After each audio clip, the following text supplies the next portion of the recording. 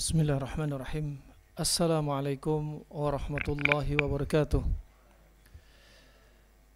Innal hamdalillah nahmaduhu wa nasta'inuhu wa nastaghfiruh wa na'udzu billahi min shururi anfusina wa min sayyiati a'malina.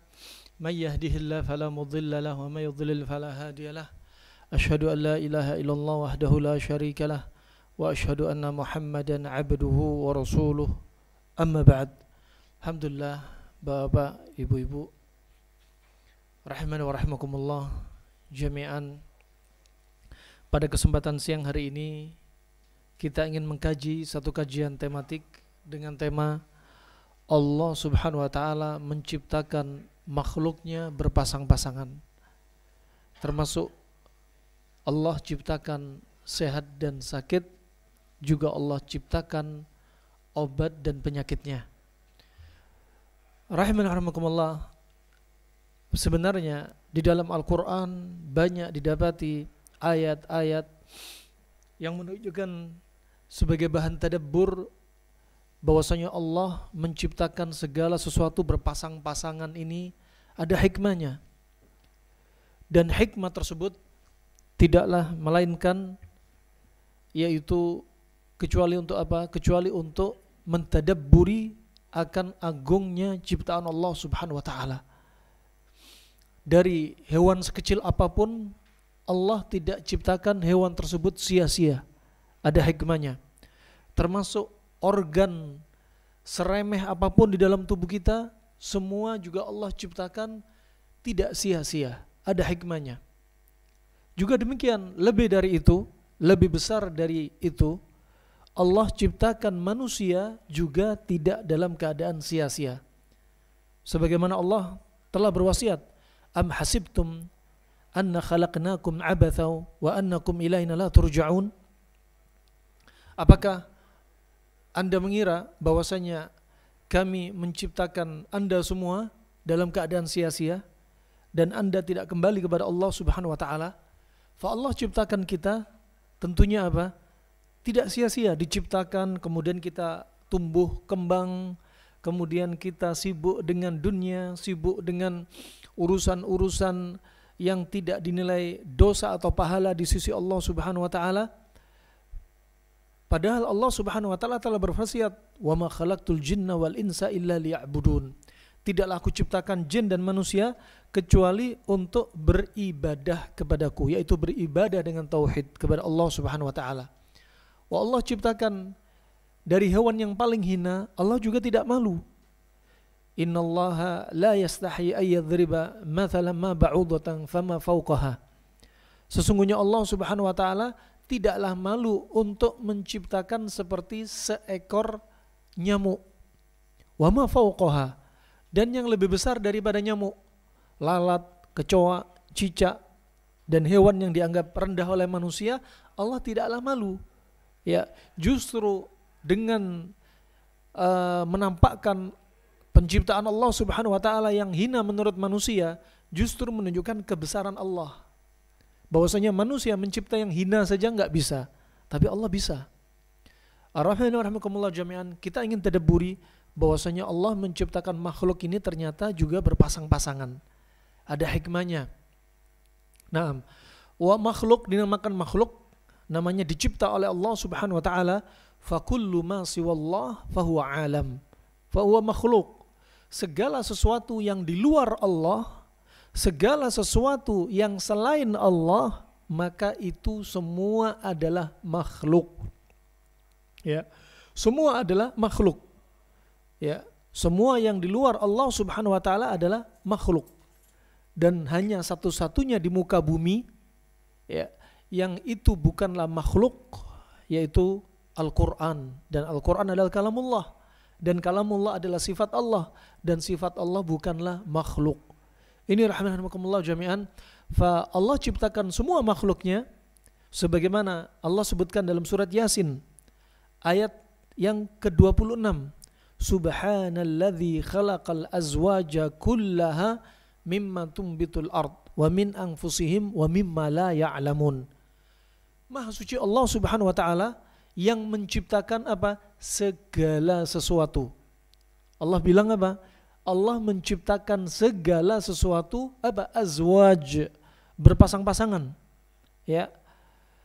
Apa yang tumbuh dari bumi ini, yang keluar dari bumi, ya, dan dari diri mereka, dan juga ada hal-hal yang kita nggak ketahui. Allah ciptakan berpasang-pasangan. Mungkin ada yang heran, ya, amoeba, bagaimana dengan mereka, bakteri? Bukankah mereka berkembang biak dengan memecahkan selnya? Kita nggak tahu. Yang jelas Allah ciptakan berpasang-pasangan. Ya, karena disebutkan apa? Dan apa yang tidak Anda ketahui. Dan itu adalah rahasia Allah Subhanahu wa taala. Allah ciptakan segala sesuatu berpasang-pasangan. Kalau kita lihat, Allah ciptakan laki dan wanita, jantan dan betina, siang dan malam, matahari dan bulan, ada langit, ada bumi, ada surga, ada neraka, ada tauhid, ada syirik, ada amalan sunnah, ada amalan yang tidak sesuai dengan sunnah, ya, ada dosa, maksiat, ada taubat, juga ada ion positif, ada ion negatif.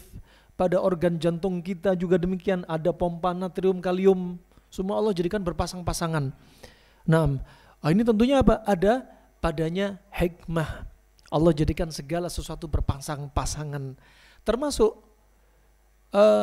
yang disebutkan dalam firman Allah Subhanahu wa taala yang dijadikan bahan tadabbur oleh Ibnu Qayyim rahimahullah dari surat Al-Ahqaf ayat 25. Ketika Ibnu Qayyim menyebutkan tentang manfaat al-habbatus sauda, jintan hitam, beliau sebutkan di situ ada kaidah yang diambil dari bahan tadabbur dari ayat tudammiru kulla syai'in bi amri rabbiha. Segala sesuatu dihancurkan dengan perkara Rabb, ya, dari perkara Allah Subhanahu wa taala. Dihancurkan dengan perkara Allah Subhanahu wa taala. Termasuk apa? Contoh dosa, maksiat akan dihancurkan dengan taubat, dengan kehendak Allah Subhanahu wa taala. Itu contoh. Kemudian juga contoh dalam hal ilmu pengobatan.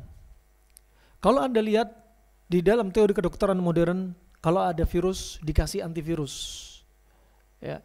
Kalau ada bakteri dikasih antibiotik, kalau ada jamur dikasih anti jamur. Ini cara sudut pandang kedokteran modern. Adapun sudut pandang kedokteran klasik, ya, tudammiru kulla syai'in bi amri rabbiha, bukan langsung bakterinya yang dihancurkan, bukan langsung virusnya yang langsung dibinasakan, atau bukan jamurnya, akan tetapi yang dihancurkan adalah yaitu medianya. Karena di masa kedokteran klasik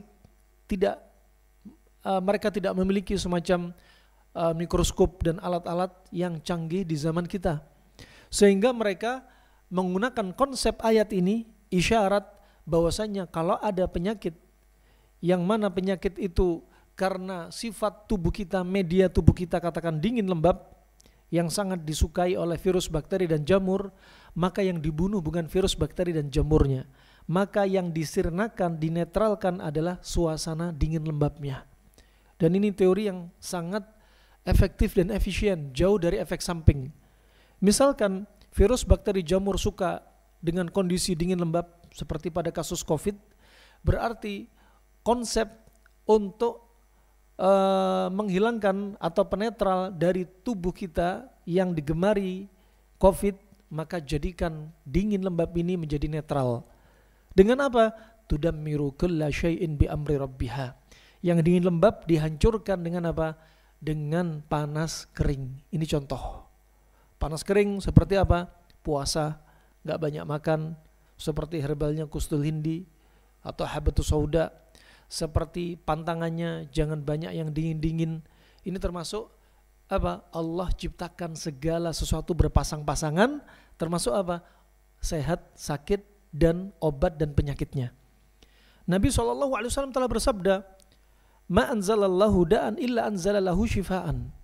Allah tidak akan turunkan penyakit kecuali Allah turunkan obatnya. Di sini juga ada berpasang-pasangan. Ada penyakit, ada obat. Ada hikmah di sini. Ada penyakit, ada obat. Kemudian lanjut Nabi SAW, fa wa idza wafaqa dawa'ad da' bari'a biidznillah.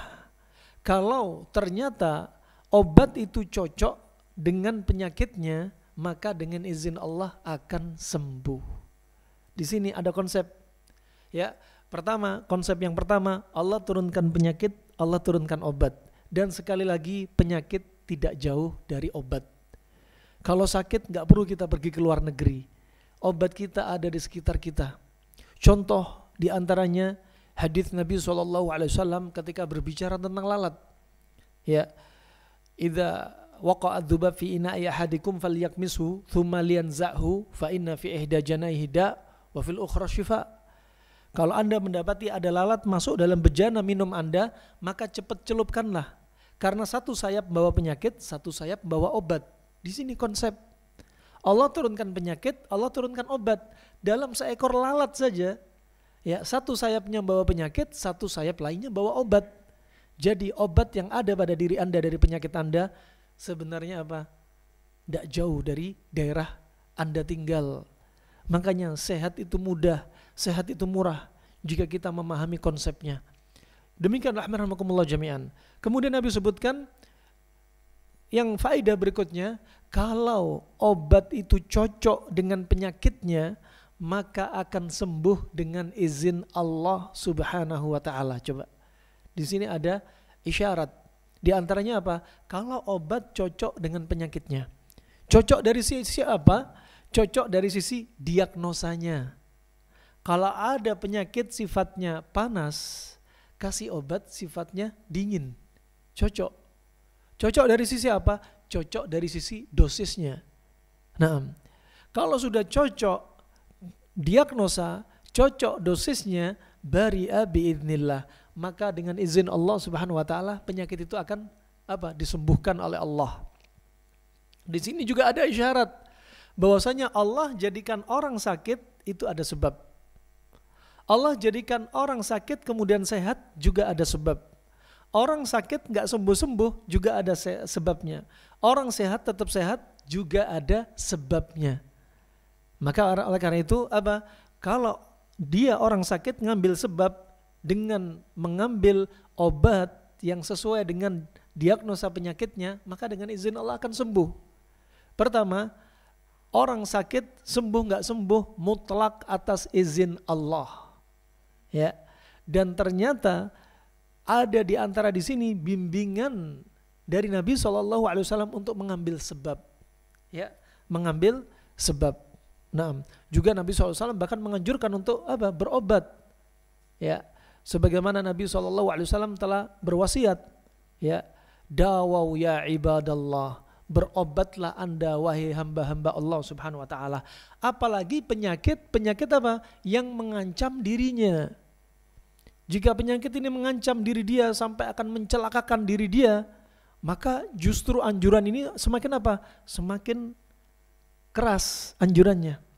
Kalau penyakit yang ringan, walaupun dia tidak mengambil sebab pengobatan, ya, yang sebagian mereka mengatakan ini menafikan tawakal, tidak mengapa. Tetapi kalau penyakit khawatir mencelakakan diri dia, maka dia akan menjatuhkan diri apa? Wala taqtulu anfusakum. Jangan bunuh diri Anda. Masuk dalam ayat. Nah, maka dianjurin untuk berobat. Ini rahmanakumullah jami'an. Allah ciptakan segala sesuatu berpasang-pasangan. Termasuk apa? Allah jadikan di dalam organ tubuh kita itu juga berpasang-pasangan. Ada organ yang sifatnya panas. Tubuh kita yang condong sering terdampak matahari, dari bahu kita, tangan kita, ya, dia lebih condong, kepala kita lebih condong bersifat panas. Tubuh kita yang jauh dari matahari dan tertutup oleh baju lebih condong bersifat dingin. Coba. Begitu pula organ dalam tubuh kita. Ada organ yang sifatnya panas, ada organ yang sifatnya dingin. Allah ciptakan segala sesuatu berpasang-pasangan. Untuk apa? Menunjukkan agungnya ciptaan Allah Subhanahu wa taala. Dan sekali lagi Allah juga berfirman dalam surat Abasa ayat 24. Falyanzuril insanu ila ta'amih. Maka manusia hendaknya melihat makanan yang dia makan. Ayat ini Allah turunkan untuk apa? Biar mereka yang tidak beriman kepada Allah, mereka berpikir Allah menciptakan makanan sampai membuat mereka apa? Dari embrio, kemudian jadi janin, jadi bayi, keluar, jadi balita, kemudian ada proses tumbuh kembang dan besar-besar. Gara-gara apa? Nutrisi yang Allah jadikan untuk mereka. Ya. Dan juga dari sisi apa disebutkan oleh para ulama yang mereka condong dalam ilmu pengobatan, juga dari sisi lihatlah makanan dari sisi halal haram. Lihat makanan yang Anda mau makan bahaya enggak untuk diri Anda. Lihat makanan yang Anda makan kombinasinya benar apa enggak. Itu perlu ditadabburi. Rahimakumullah jami'an. Wa Allah menjadikan segala satu berpasang-pasangan, termasuk tadi juga dalam perkara makanan. Dijadikan berpasang-pasangan. Juga dalam perkara apa? Perkara pengobatan penyakit juga dijadikan berpasang-pasangan. Ini rahasia. Kalau kita faham seperti ini, maka apa? Anda akan menjadi dokter bagi diri Anda sendiri. Anda akan menjadi tabib di rumah Anda sendiri. Nah, kalau kita tadabburi sekian banyak hadis, Imam Bukhari meriwayatkan hadis tentang ilmu kesehatan yang datang dari Nabi SAW sekitar 120 hadis dalam sahihnya. Dan Nabi menganjurkan kalau berobat kepada ahlinya. Ketika ada Sa'ad bin Abi Waqqas sakit, ya, Nabi memerintah sahabat untuk memanggil Al-Harith bin Kaldah, dokter Arab yang hidup di zaman Nabi SAW. Nah, dan di antara ada bimbingan apa? Berobat kepada ahlinya. Dan di sini juga isyarat berobat nggak sembarangan kepada apa? Sembarangan orang yang nggak punya ilmu pengobatan. Nabi juga masalah pengobatan dipasrahkan kepada ahlinya. Yang ada waktu itu adalah Al-Harith bin Kaldah. Kemudian alhamdulillah Allah ciptakan segala sesuatu berpasang-pasangan. Di antaranya kalau Anda perhatikan, ternyata para ulama dari zaman Imam Bukhari, Imam Muslim, Abu Daud, Ibnu Majah, Imam Tirmidzi, mereka sudah mentadabburi makanan juga berpasang-pasangan. Dalam bab-bab mereka, bahkan Imam Bukhari menyebutkan bab al-jam' bainal launaini fil akli bimarrah, bab mengkombinasi makanan dua warna. Ya, contohnya panas dingin. Ya, kemudian lembab sama kering misalkan, atau misalkan ada makanan yang keras yang membuat konstipasi dicampur makanan yang lembek. Nah, ini diantara contoh bimarrah, artinya apa? Sekaligus. Ya. Kemudian Muhammad ibn Muflid dalam kitabnya Al-Adab Asy-Syar'iyyah juga mengatakan, ya, faslun fil ilaji wa hifdzis sihhati bidaf'i kulli syai'in bididdih. Ya. Faslun yaitu bab yaitu apa? Mengobati penyakit, yaitu kuratif, dan juga menjaga kesehatan, yaitu preventif, dengan menjadikan segala sesuatu berpasang-pasangan. Itu ajib. Ini hikmah Allah ciptakan kita apa? Diciptakan oleh Allah berpasang-pasangan. Nah, juga urusan laki dan wanita juga berpasang-pasangan. Ini asal hukumnya. Nah, maka ketika ada orang yang misalkan ada kasus, ya, laki dengan laki-laki suka sama jenis, perempuan dengan perempuan, tentunya apa? Menyelisih fitrah. Ya, fitrah apa? Dari hikmah Allah ciptakan segala sesuatu berpasang-pasangan. Nah, ini rahmanakumullah. Wa min ayatihi an khalaqalakum min anfusikum azwaja.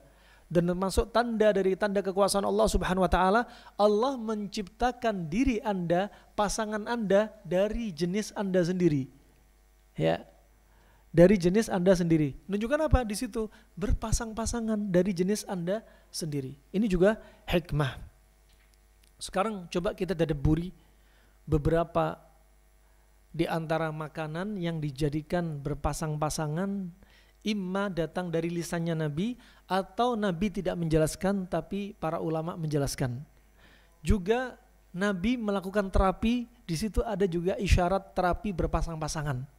Coba contoh yang datang dari Nabi, Nabi sering mengkonsumsi kurma rutab dengan semangka.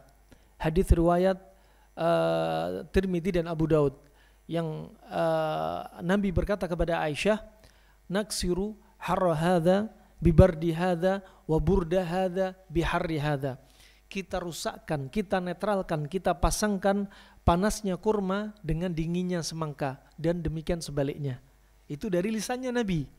Kemudian adapun dari para sahabat yang melihat langsung, seperti Abdullah bin Ja'far. Kata Abdullah bin Ja'far, ra'aitu Nabiyya sallallahu alaihi wasallam ya'kulu al-kitha birutab. Aku melihat Nabi sallallahu alaihi wasallam makan timun dengan kurma rutab. Ajib. Ya, kurma rutab panas, timun dingin. Juga hadis ini riwayat Bukhari dan Muslim. Juga hadis Aisyah radhiyallahu anha, riwayat Ibnu Majah, bahwasanya Aisyah sering makan seperti apa yang Nabi makan, yaitu makan apa? Kurma rutab dengan al-kitha, dengan timun. Sampai gara-gara dua jenis makanan ini, kurma rutab dan timun, yang ternyata sifatnya panas dan dingin, ternyata menyebabkan Aisyah menjadi wanita yang gemuk ideal, yang tadinya kurus, yang masih 9 tahun membentuk rumah tangga dengan Nabi SAW. Nah, kemudian rahmatullah berikutnya, Nabi SAW sebagaimana disebutkan dari Anas bin Malik, Nabi SAW sering mengkonsumsi labu kuning dengan lahmul qadid, yaitu dendeng, al-qadid, dendeng. Labu kuning dingin, dendeng panas. Ini enggak disebutin Nabi, tapi Nabi sering mengkonsumsi, dan para sahabat melihat. Seperti apa kata Anas, ya, demi Allah, semenjak saya melihat Nabi SAW sering mengkonsumsi labu kuning dan tidak dibiarkan labu kuning tersisa, sejak saat itu saya enggak pernah menyisakan labu kuning. Fa Anas bin Malik menyukai apa yang disukai Nabi tanpa diperintah Nabi.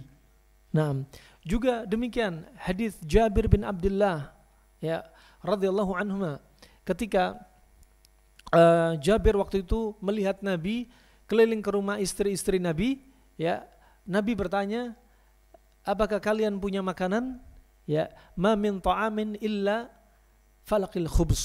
Ya, kami enggak punya makanan kecuali apa? Beberapa keping roti. Roti dari gandum. Kemudian Rasulullah meminta atau mencari cuka. Ya, dan cuka di zaman Nabi mayoritas adalah cuka dari anggur. Ya, cuka dari anggur. Kemudian Nabi sering mengkonsumsi roti gandum dengan cuka. Kata Jabir bin Abdullah, setelah itu, sejak saat itu saya melihat Nabi suka dengan cuka, saya mengkonsumsi cuka tanpa diperintah Rasulullah sallallahu alaihi wasallam. Hukum asalnya seperti apa yang disukai Nabi dari makanan bukanlah sunnah. Ya, tetapi ketika kita mencintai apa yang Nabi cinta, akan menjadi nilai pahala tersendiri.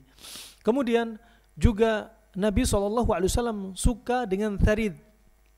Sampai kata Nabi SAW, ya, fadlu Aisyata ala sairi nisa ka fadli al-tharid ala sairi ta'am.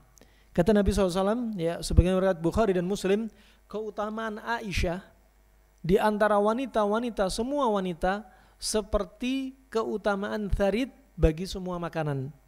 Menunjukkan apa? Nabi suka dengan tharid. Dan tharid adalah makanan khas Arab yang bahannya yaitu dari tepung gandum yang dicampur dengan daging. Tepung gandum dingin, daging kambing panas, daging onta panas. Itu ajib. Nah, dan begitu juga dalam hadis yang lainnya, Nabi SAW juga mengkonsumsi khazirah.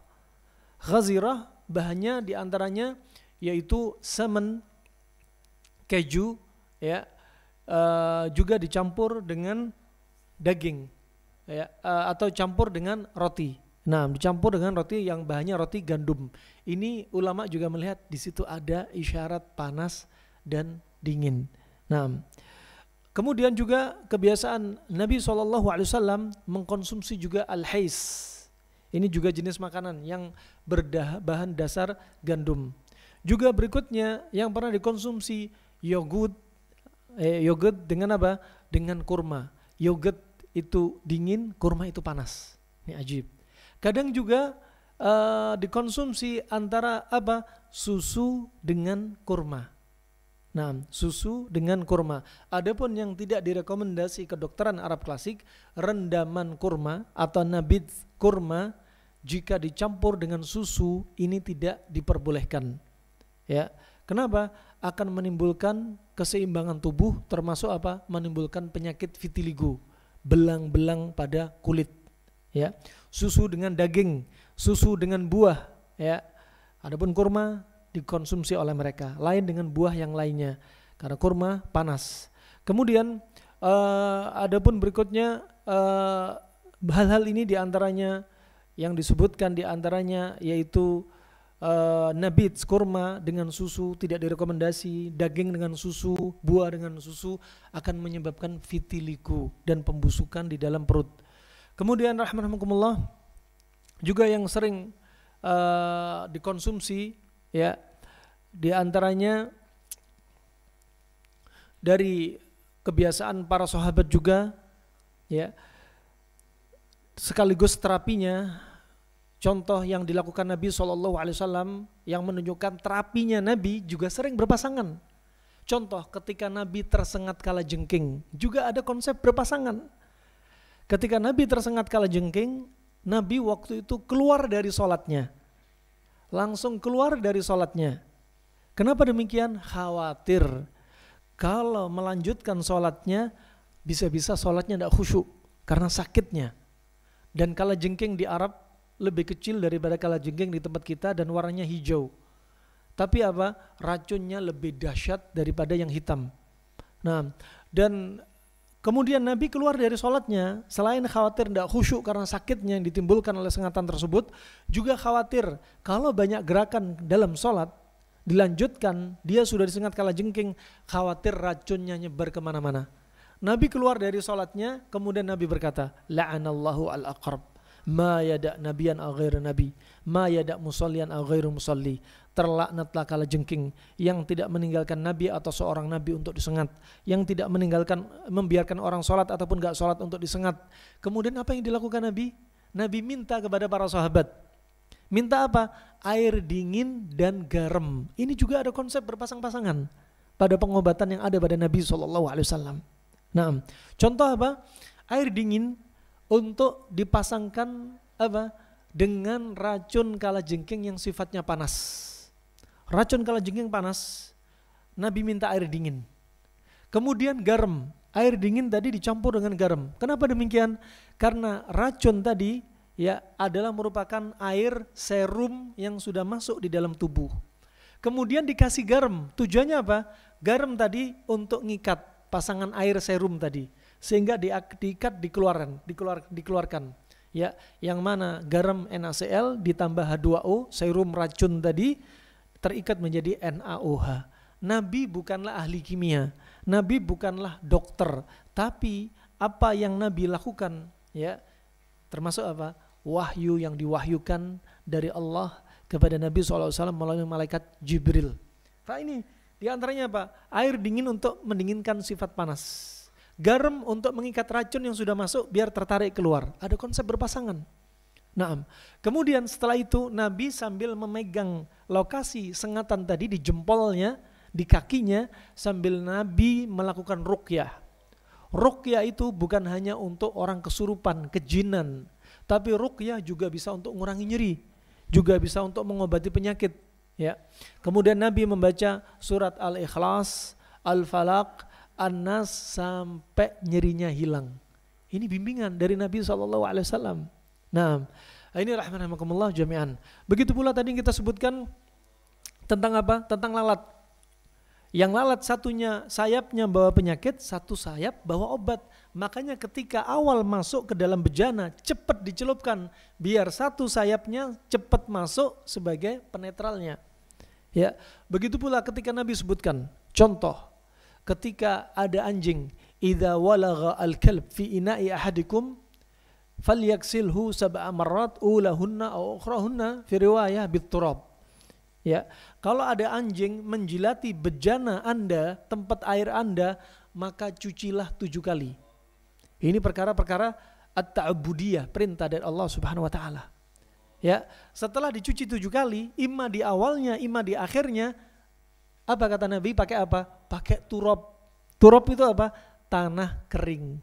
Nabi enggak bilang tin itu tanah liat. Atau Nabi enggak bilang romel itu pasir. Tapi Nabi bilangnya apa? Turab. Turab itu apa? tanah kering. Kenapa? Ternyata lidah anjing adalah lidah yang paling banyak bakterinya, paling banyak cacingnya. Ya. Maka lidah kucing, lidah harimau, lidah singa ya lebih mending daripada lidah anjing. Disebutkan oleh para ulama dari ahli laborat, ternyata lidah anjing mengandung bakteri dan cacing yang bisa menembus organ-organ tubuh. Makanya kita kaum muslimin dilarang untuk memelihara anjing. Anjing boleh dipelihara hanya pada 2 momen. Untuk menjaga kebun sebagai penunjuk jalan, hanya ini.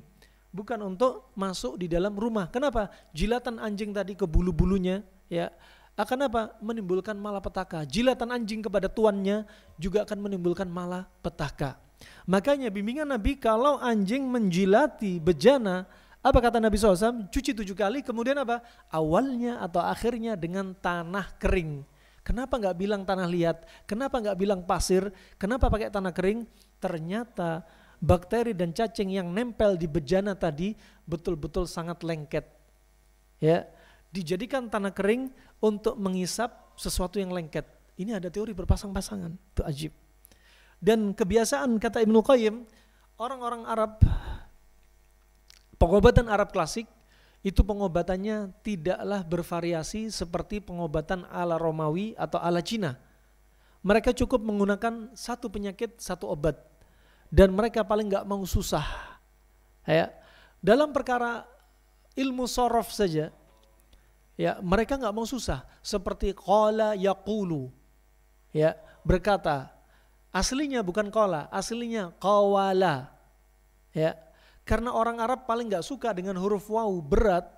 Ya, pada momen qala seperti ini sehingga waw dihilangkan jadinya qala. Dan demikian kebiasaan mereka gak suka dengan obrolan yang panjang. Makanya Nabi diutus dengan apa? Jawami'il kalam. Artinya apa? Hadis yang pendek-pendek tapi apa? Mencakup sekian banyak pintu. Seperti hadis innamal a'malu binniyat. Sesungguhnya amalan itu tergantung pada niat. Kata Imam Syafi'i pada hadis ini ada 1/3 bagian dari ilmu agama. Kenapa? Hadis pendek tapi mencakup beberapa hal, termasuk ilmu pengobatan. Orang-orang Arab klasik mereka tidak mau menggunakan ilmu pengobatan yang riweh. Satu penyakit, satu obat. Contoh, pada kasus hadis Anas bin Malik, riwayat Ibnu Majah, ketika ada orang sakit pinggang, nyeri pinggang isialgia, dalam bahasa Arab namanya irqun nasa. Irqun nasa, yaitu nyeri pinggang isialgia. Apa kata Nabi SAW obatnya? Ilyatul kibish, ekor kambing. Ekor kambing. Kambingnya apa? Kambing kibas. Ya. Yujza thalatha, dibagi menjadi 3 bagian. Yudhab, ya, dimasak. Ya. Kemudian apa? Wa likulli yawm yushrab juz'. Setiap satu bagian diminum untuk 1 hari. Berarti 1 ekor bisa untuk 3 hari.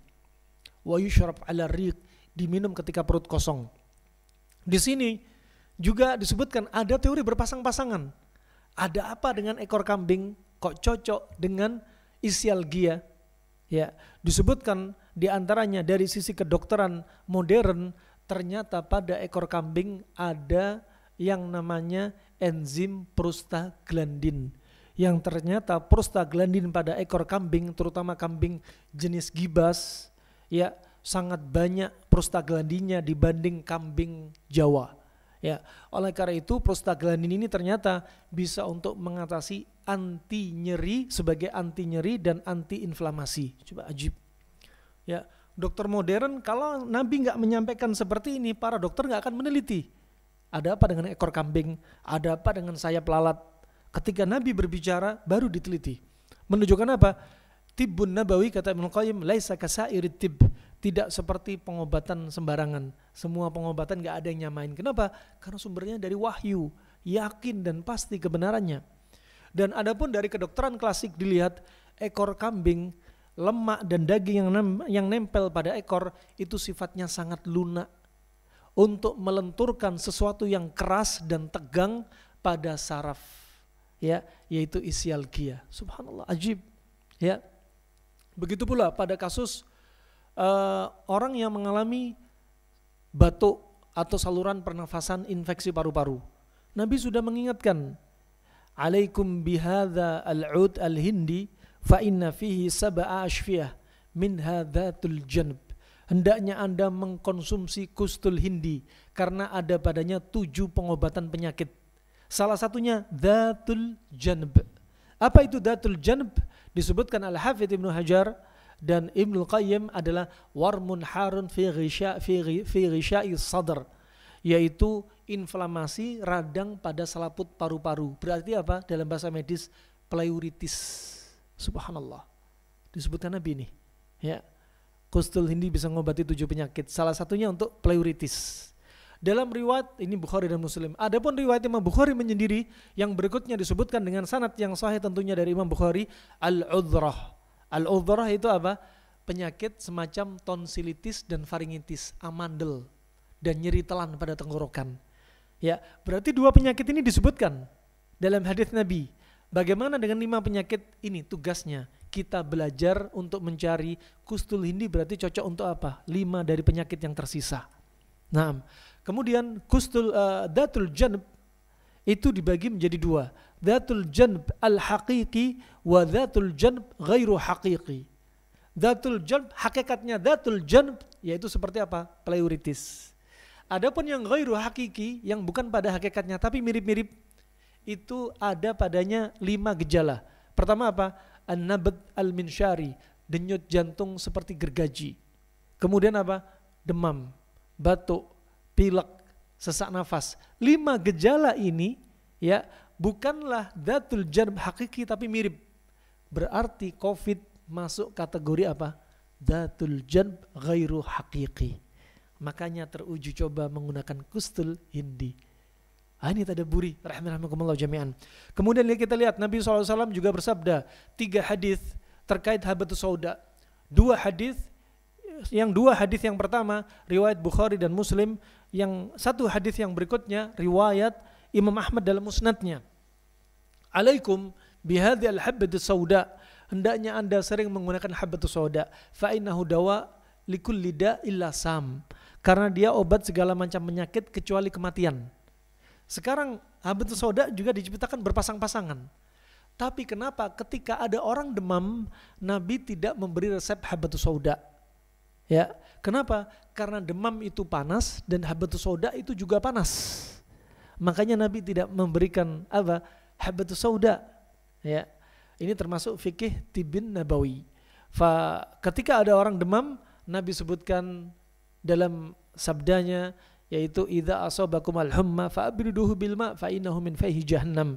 Jika Anda mengalami demam, maka dinginkan dengan air, karena demam itu adalah hembusan dari api jahanam. Ini coba ada isyarat-isyarat. Kenapa kita enggak mencontoh enggak menjadikan obat ala yang dari Nabi langsung, atau ada isyarat yang dari Nabi, atau konsep yang diambil dari ayat dan Al-Qur'an untuk jadikan pengobatan untuk diri kita? Ya, maka jangan jadikan pengobatan ini sebagai obat alternatif, tapi jadikan sebagai yaitu pilihan pertama untuk diri kita. Ini rahmani wa rahmakumullah jami'an. Banyak sekali contoh-contoh yang menunjukkan di situ ada konsep berpasangan. Contoh pula ketika ada orang kena ain, kena pandangan mata yang berbahaya. Biar pandangan mata kita ini enggak menimbulkan malapetaka kepada saudara kita, yang pandangan mata ain ini termasuk kezaliman. Maka kalau Anda melihat sesuatu yang takjub, Anda kagum, walaupun Anda enggak hasad, pandangan mata Anda bisa mencelakakan makhluk hidup atau benda mati. Ada motor saudara Anda bagus, Anda diem, melihat takjub, tiba-tiba motornya bisa rusak. Ya, Anda melihat Masya Allah anak dari tetangga Anda cakep, Anda enggak mendoakan keberkahan, tiba-tiba anak itu sakit. Maka pandangan mata kita cukup dikatakan pandangan mata yang zalim. Biar pandangan mata kita enggak menimbulkan api yang panas, didinginkan dengan apa? Keberkahan. Barakallahu fik, Allahumma barik, yubarakallahu alaik. Koreksi, jangan salah mengucapkan Masya Allah, Tabarakallah. Ini yang perlu dikoreksi. Ya. Kenapa? Sebenarnya kalau Anda bilang Tabarakallah sama dengan Anda mengucapkan Subhanallah. Ya, Anda hanya memuji Allah tapi nggak mendoakan keberkahan objek yang Anda lihat. Makanya Nabi bilang, Allah barakt, kenapa tidak Anda doakan keberkahan? Artinya apa? Doakan keberkahan. Allahumma barik, ya Allah berikan keberkahan kepada dia. Karena barakallah termasuk fi'il muta'addi yang membutuhkan objek. Sedangkan tabarakallah itu fi'il lazim. Kita hanya memuji Allah tanpa ada unsur mendoakan keberkahan objek yang kita lihat. Masya Allah itu tidak menolak ain. La haula wa la quwata illa billah enggak menolak ain. Tabarakallah dalam pembahasan khilaf para ulama di antaranya ada yang mengatakan enggak menolak ain karena kita hanya seperti zikir subhanallah. Karena lafaz tabarak itu hanya untuk Allah. Ya, tabarak itu lafaz hanya untuk Allah. Enggak boleh kita mengatakan tabaraka anta ya Pak Nardi, enggak boleh. Tapi kita yang benar kita sampaikan barakallahu fik Pak Nardi. Kenapa? Karena untuk makhluk. Nah, wah ini pandangan mata kita biar yang panas nggak jadi panas, tangkal dengan doa keberkahan. Kalau sudah terlempar kena ain seperti hadis yaitu Abu Umamah yang meriwayatkan dari bapaknya Sahal bin Hunayf yang kulitnya sangat putih bersih, dia sedang mandi di kolam pakai sarung, ngelepas bajunya, kemudian Amir bin Rabi'ah lewat, ngelihat kulitnya yang sangat bersih, dia katakan apa? Wallah, inni ma ra'aitu kal yaum jildal mukhabba'ah. Demi Allah aku enggak pernah melihat seperti hari ini kulit yang sangat putih seperti kulitnya wanita yang dipingit. Tiba-tiba Sahal bin Hunayf jatuh pingsan kejang-kejang. Kenapa? Karena pandangan mata yang berbahaya. Dan dia enggak mendoakan keberkahan. Kemudian Rasulullah marah. Alama yaqtulu ahadukum akha. Atas dasar apa salah satu dari Anda membunuh saudaranya? Pandangan mata ini ternyata bisa membunuh. Kemudian Rasulullah memerintah Amir bin Rabi'ah untuk berwudu, dan air wudu ini dimandikan kepada Sahal bin Hunayf yang terdampak ain. Ya, air wudu dia untuk mendinginkan panasnya ain yang sudah terlanjur dilemparkan kepada objek tersebut. Subhanallah. Ini rahmatullah yang bisa saya sampaikan, ya, agungnya ciptaan Allah dari berpasang-pasangan ini. Dari makanan diciptakan berpasang-pasangan, dari teori pengobatan juga berpasang-pasangan. Ya, mungkin ada pertanyaan? Waalaikumsalam warahmatullahi wabarakatuh.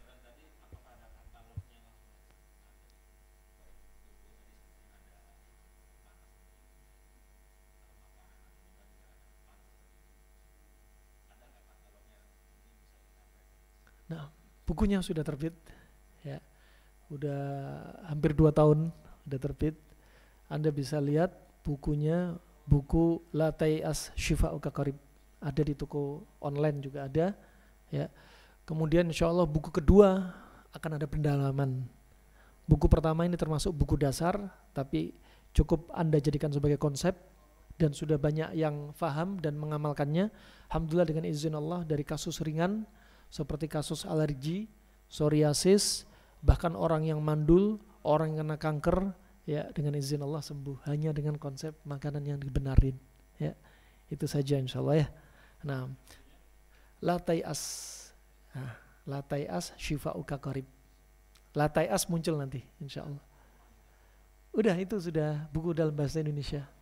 Alhamdulillah diberikan kata pengantar oleh sebelumnya adalah Ketua Ahli Gizi se-Indonesia, Bapak Profesor Dr. Ahmad Sugih, ya. Beliau guru besar kedokteran UI, usia sudah 83 tahun, dan alhamdulillah teori beliau cocok dengan buku ini, ya. Jadi beliau memberikan kata mengantar. Semoga bermanfaat untuk Islam dan muslimin, ya. Semoga Allah sembuhkan penyakit kita semua, dan Allah sembuhkan orang-orang sakit di antara kita. Semoga Allah istiqomahkan kita di atas ketaatannya, dan Allah wafatkan kita dalam keadaan husnul khatimah. Amin ya rabbal alamin. Wabillahi taufiq wal hidayah. Subhanakallahumma wa bihamdik asyhadu an la ilaha illa anta astaghfiruka wa atubu ilaik. Wassalamualaikum warahmatullahi wabarakatuh.